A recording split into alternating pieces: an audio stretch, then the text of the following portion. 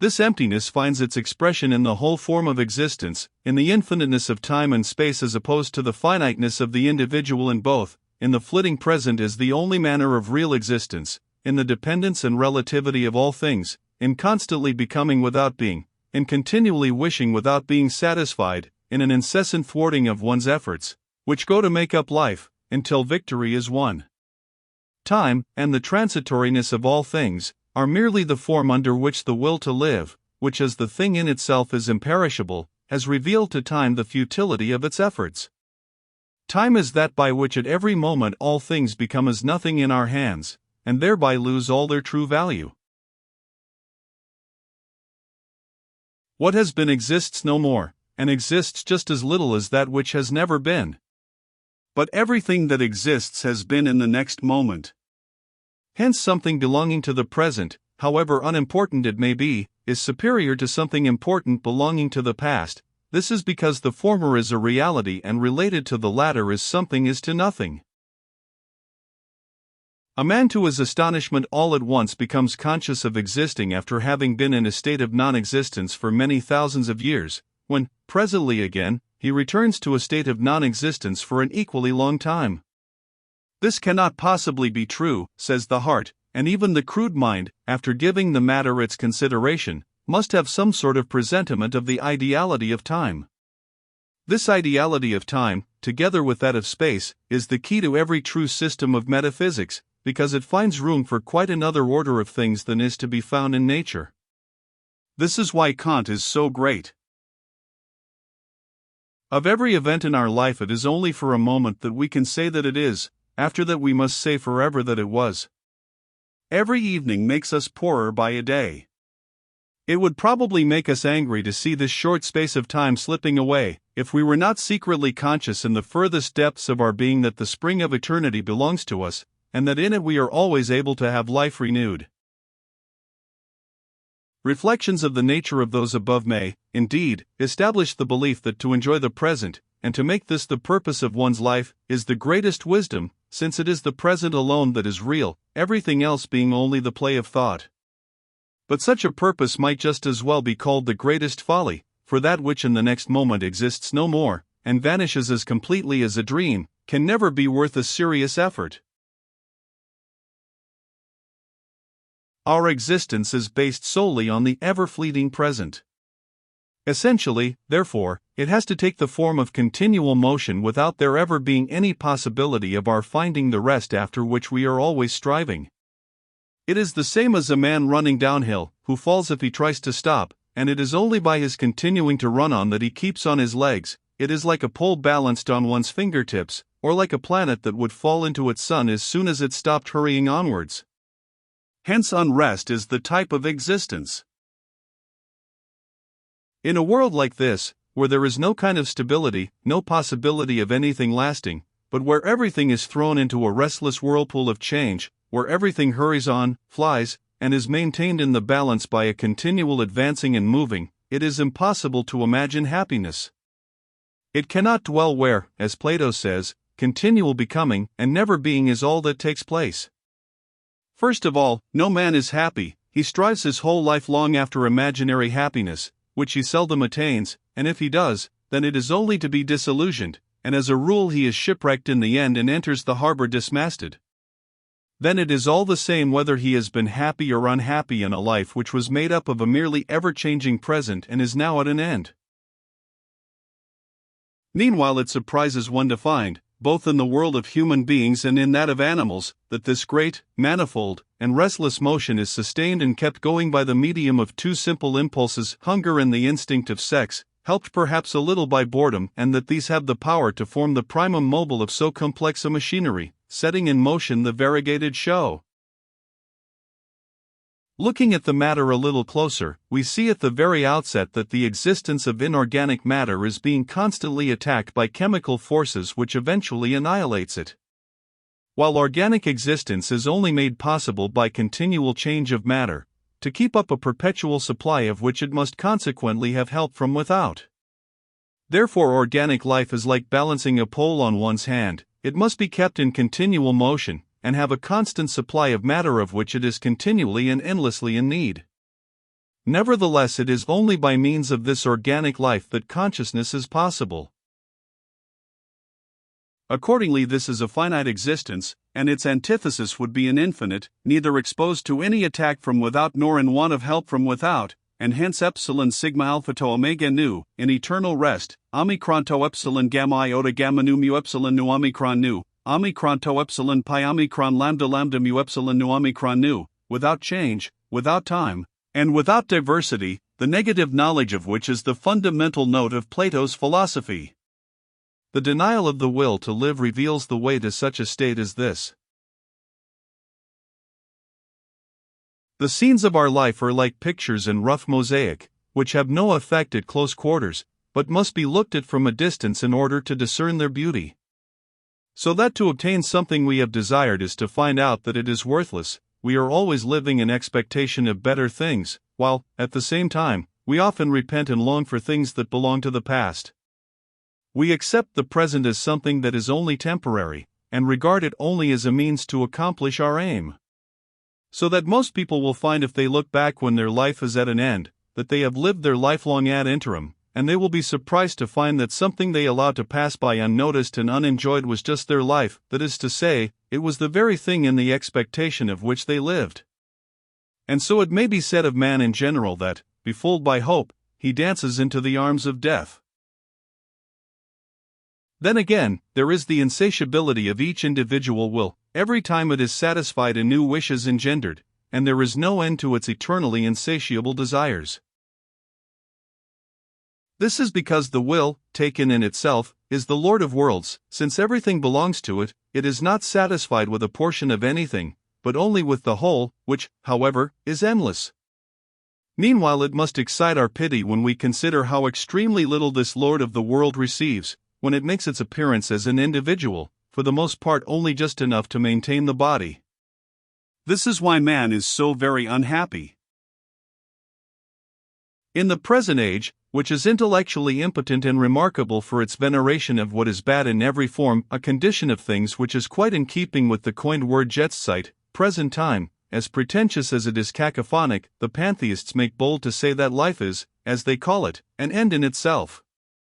If our existence in this world were an end in itself, it would be the most absurd end that was ever determined. Even we ourselves or anyone else might have imagined it. Life presents itself next as a task, the task, that is, of subsisting de gagner esse vi. If this is solved, then that which has been won becomes a burden, and involves the second task of its being got rid of in order to ward off boredom, which, like a bird of prey, is ready to fall upon any life that is secure from want. So that the first task is to win something, and the second, after the something has been won, to forget about it, otherwise it becomes a burden. That human life must be a kind of mistake is sufficiently clear from the fact that man is a compound of needs, which are difficult to satisfy. Moreover, if they are satisfied, all he is granted is a state of painlessness, in which he can only give himself up to boredom. This is a precise proof that existence in itself has no value, since boredom is merely the feeling of the emptiness of life. If, for instance, life, the longing for which constitutes our very being, had in itself any positive and real value, boredom could not exist. Mere existence in itself would supply us with everything, and therefore satisfy us. But our existence would not be a joyous thing unless we were striving after something. Distance and obstacles to be overcome then represent our aim as something that would satisfy us, an illusion which vanishes when our aim has been attained, or when we are engaged in something that is of a purely intellectual nature, when, in reality, we have retired from the world, so that we may observe it from the outside, like spectators at a theater. Even sensual pleasure itself is nothing but a continual striving, which ceases directly its aim is attained. As soon as we are not engaged in one of these two ways, but thrown back on existence itself, we are convinced of the emptiness and worthlessness of it, and this it is we call boredom. That innate and ineradicable craving for what is out of the common proves how glad we are to have the natural and tedious course of things interrupted. Even the pomp and splendor of the rich in their stately castles is at bottom nothing but a futile attempt to escape the very essence of existence, misery. That the most perfect manifestation of the will to live, which presents itself in the extremely subtle and complicated machinery of the human organism, must fall to dust and finally deliver up its whole being to dissolution, is the naive way in which nature, invariably true and genuine, declares the whole striving of the will in its very essence to be of no avail. If it were of any value in itself, something unconditioned, its end would not be non-existence. This is the dominant note of Goethe's beautiful song. Hoc auf dem alten Thurm steht des Helden edler Geist. That man is nothing but a phenomenon, that he is not the thing in itself, I mean that he is not is proved by the fact that death is a necessity. And how different the beginning of our life is to the end. The former is made up of deluded hopes, sensual enjoyment, while the latter is pursued by bodily decay and the odor of death.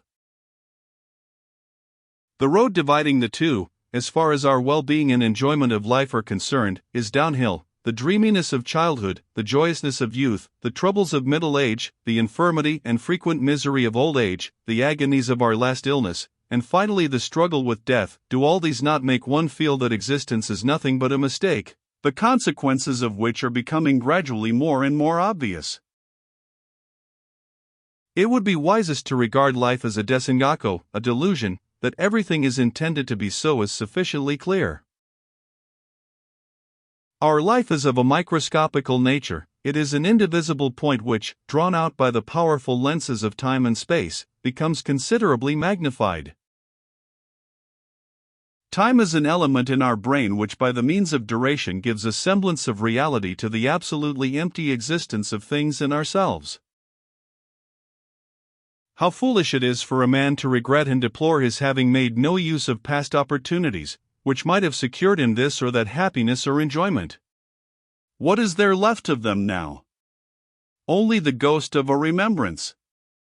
And it is the same with everything that really falls to our lot. So that the form of time itself, and how much is reckoned on it, is a definite way of proving to us the vanity of all earthly enjoyment. Our existence, as well as that of all animals, is not one that lasts, it is only temporary, merely an existentia fluxa, which may be compared to a watermelon that it is constantly changing. It is true that the form of the body lasts for a time, but only on condition that the matter is constantly changing, that the old matter is thrown off and new added. And it is the chief work of all living creatures to secure a constant supply of suitable matter.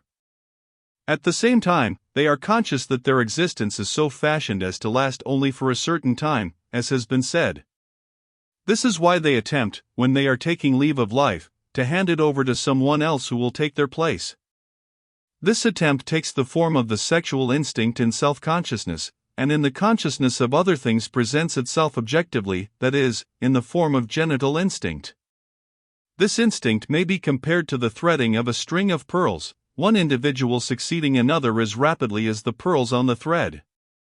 If we, in imagination, hasten on this succession, we shall see that the matter is constantly changing in the whole row just as it is changing in each pearl, while it retains the same form. We will then realize that we have only a quasi-existence. That it is only ideas which exist, and the shadow-like nature of the thing corresponding to them, is the basis of Plato's teachings. That we are nothing but phenomena as opposed to the thing in itself is confirmed, exemplified, and made clear by the fact that the conditio sine qua non of our existence is a continual flowing off and flowing to of matter which, as nourishment, is a constant need. So that we resemble such phenomena as smoke, fire, or a jet of water, all of which die out or stop directly there is no supply of matter. It may be said then that the will to live presents itself in the form of pure phenomena which end in nothing. This nothingness, however, together with the phenomena, remain within the boundary of the will to live and are based on it. I admit that this is somewhat obscure. If we try to get a general view of humanity at a glance, we shall see everywhere a constant fighting and mighty struggling for life and existence, that mental and bodily strength is taxed to the utmost, and opposed by threatening and actual dangers and woes of every kind. And if we consider the price that is paid for all this, existence, and life itself, it will be found that there has been an interval when existence was free from pain, an interval, however, which was immediately followed by boredom, and which in its turn was quickly terminated by fresh cravings. That boredom is immediately followed by fresh needs is a fact which is also true of the cleverer order of animals, because life has no true and genuine value in itself, but is kept in motion merely through the medium of needs and illusion. As soon as there are no needs and illusion, we become conscious of the absolute barrenness and emptiness of existence. If one turns from contemplating the course of the world at large, and in particular from the ephemeral and mock existence of men as they follow each other in rapid succession, to the detail of life, how like a comedy it seems! It impresses us in the same way as a drop of water, crowded with infusoria, seen through a microscope, or a little heap of cheese mites that would otherwise be invisible. Their activity and struggling with each other in such little space amuse us greatly. And it is the same in the little span of life. Great and earnest activity produces a comic effect. No man has ever felt perfectly happy in the present. If he had, it would have intoxicated him.